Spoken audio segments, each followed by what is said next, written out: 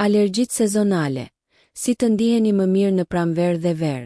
Ndërsa mbërrin pranvera, shumë njerëz mirëpresin diellin, ditët e ngrohta dhe lulet që qelin. Por për miliona njerëz, kjo stin do të thotë edhe një gjë, alergjitë sezonale. Të njohura edhe si alergji ndaj polenit të bimëve. Alergjitë sezonale janë përgjigja imune e trupit ndaj polenit të bimëve. Simptomat mund t'ju prishin ditën dhe të ndikojnë seriozisht në cilësinë e jetës. Kjo është arsyeja pse është e rëndësishme të dini se si t'i menaxhoni ato dhe të ndiheni më mirë gjatë sezonit të alergjive. Çfarë shkakton alergjitë sezonale? Shkaktari kryesor është poleni i bimëve. Pemët, barrat dhe barrat e këqija e lëshojnë atë në ajër gjatë sezonit të lulëzimit. Në pranverë, pemët e thuprës, verrit dhe panjës janë fajtorët. Në verë, kryesisht janë barrat, ambrosia dhe mugort. Poleni është aq i vogël sa ne e thithim pa e vënë re. Sistemi imunitar e sheh atë si një kërcënim dhe ndërhyn. Edhe pse në të vërtetë është i padëmshëm. Një faktor tjetër është ndryshimi i klimës. Dimrat më të ngrohtë çojnë në sezone lulëzimi më të hershme dhe më të gjata.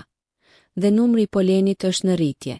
Shpesh, njerëzit nuk e kuptojnë menjëherë se kanë alergji sepse simptomat mund të imitojnë një ftohje. Por nëse hunda juaj që rrihet kthehet çdo vit afërsisht në të njëjtën kohë dhe zgjat për javë të tëra, mund të keni të bëni me ethe bari.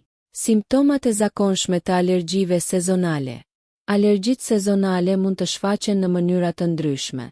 Simptomat më të zakonshme përfshin kongestion nazal, teshtima të vazhdueshme, hundë dhe sy që kruhen, sy të përlotur, sy të kuq ose të irrituar, koll ose kruarje të fytit, lodhje dhe nervozizëm. Disa njerëz kanë edhe skuqje të lëkurës ose probleme me frymëmarrjen. Simptomat mund të duken si të një ftohjeje. Hundë që rrjedh, dhimbje koke, energji e ulët, por alergjitë zakonisht nuk shkaktojnë ethe. Njohja e shenjave herët është thelbësore. Ju ndihmon të filloni trajtimin më shpejt dhe të shmangni ndërlikimet.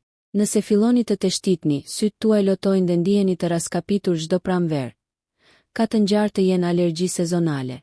Si të dalloni ndryshimin midis një ftohjeje dhe alergjive? Është me diell dhe ngrohtë, por ti teshtin pa pushim. Hunda jote është e bllokuar, syt po të lotojnë dhe vetmja gjë që do të futesh në një batanie. Duhet të jetë ftohje, mendon ti. Por prit, një ftohje zakonisht zhduket brenda një jave. Alergjitë mund të zgjasin me javë ose edhe muaj. Alergjitë sezonale kanë tendencë të shfaqen në të njëjtën kohë çdo vit, si kur lulëzojnë pemët e thuprës ose të blirit. Ethet janë të zakonshme me ftohjet, por të rralla me alergji. Me ethet e sanës, sytë shpesh kruhen dhe mund të teshtini 10 herë radhazi. Një ftohje vjen e ikën.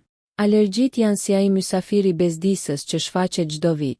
Nëse simptomat tuaja zgjasin dhe kthehen gjithmonë në prill ose maj, është koha të vizitoni një alergolog. Si të ndiheni më mirë gjatë sezonit të alergjive? Alergjitë sezonale nuk janë fundi i botës. Ka mënyra të thjeshta për t'u ndjerë shumë më mirë. Ja disa këshilla. Shmangni polenin. Seriozisht, kjo ndihmon. Nëse e dini që alergjitë tuaja fillojnë në prill, shmangni shëtitjet në park gjatë lulëzimit të pikut. Zgjidhni ditët me shi ose mbrëmjet për dalje. Nivelet e polenit bien atëherë. Lani fytyrën dhe flokët pasi të keni qenë jashtë. Poleni ngjitet në lëkurë, flok dhe rroba. E fusni brenda pa e kuptuar. Ndërroni rrobat dhe lani enët kur të shkoni në shtëpi. Ventiloni me mençuri. Mos i mbani dritaret hapur gjithë ditën, veçanërisht në mëngjes. Nivelet e polenit janë më të larta atëherë. Nëse është e mundur, përdorni rrjeta dritaresh ose filtra të posaçëm. Pastroni me një leckë të lagur çdo ditë. Po, duhet përpjekje, por funksionon. Pluhuri dhe poleni vendosen në sipërfaqe dhe përkeqësojnë gjendjen. Fshini mobiljet dhe pastroni dyshemet rregullisht. Mos i thani rrobat në ajër të pastër. Poleni ngjitet në pëlhur. Vishni atë bluzë të freskët dhe do të filloni përsëri të teshtitni. Trajtimi i alergjive sezonale. Mjekësia moderne ofron shumë mënyra për ta kaluar pranverën dhe verën pa vuajtje. Me trajtimin e duhur, alergjit mund të shndërrohen në një shqetësim të vogël. Ja çfarë rekomandojnë shpesh mjekët. Antihistaminikët, ilaçet më të mira për lehtësimin e alergjive. Ato bllokojnë kimikate që shkaktojnë kruajtje, teshtima dhe lotim të syve. Disa veprojnë vetëm për disa orë, të tjera zgjasin gjithë ditën. Por mos i përshkruani vetë, konsultohuni me mjekun tuaj ose të paktën me një farmacist. Sprejet nazale me kortikosteroide, shumë efektive.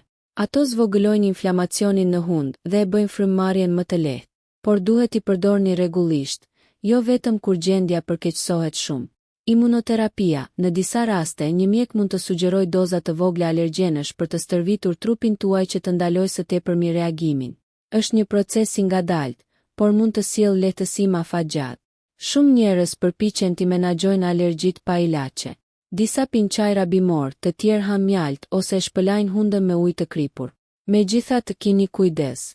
Çajrat bimor mund t'ju qetësojnë dhe të lehtësojnë irritimet e lehta, por ato nuk zëvendësojnë trajtimin e vërtet. Dhe po, disa bimë janë vetë alergjen. Mjalti shpesh lavdërohet si një vaksinë natyrale, por ai është bërë nga poleni, kështu që në fakt mund t'i përkeqësojë alergjitë. Shpëlarësit e hundës me kripëra janë të dobishëm.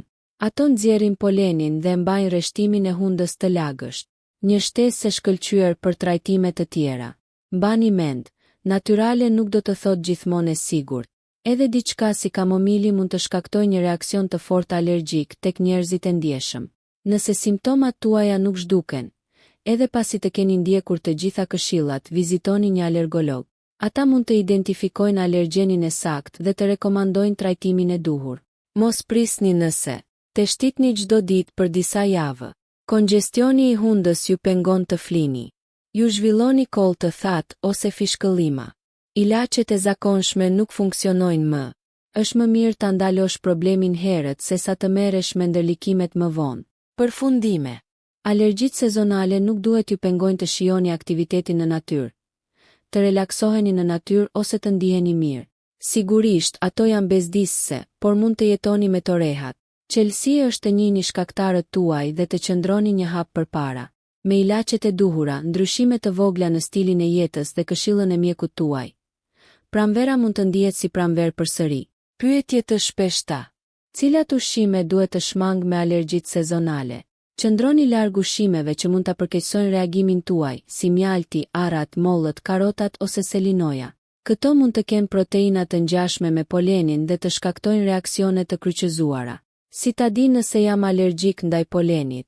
Nëse keni teshtima, kruarje të syve ose hundës, bllokim të hundës ose lot çdo pranverë ose verë, dhe këto simptoma zhduken gjatë pjesës tjetër të vitit, ka të ngjarë të jetë alergji ndaj polenit. Si mund ta qetësoj një reaksion alergjik? Ndihma më e shpejtë vjen nga antihistaminat.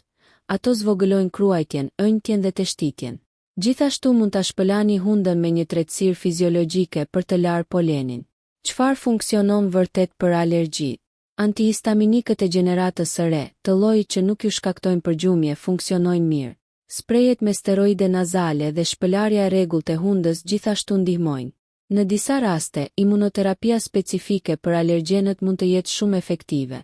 Nëse ju pëlqeu kjo video, shkoni në kanalin e YouTube-it Big VIP Albania Kosova, që e gjeni në bio. Mos harroni që të bëni subscribe dhe të klikoni butonin e zilës që të informoheni për videot më të reja.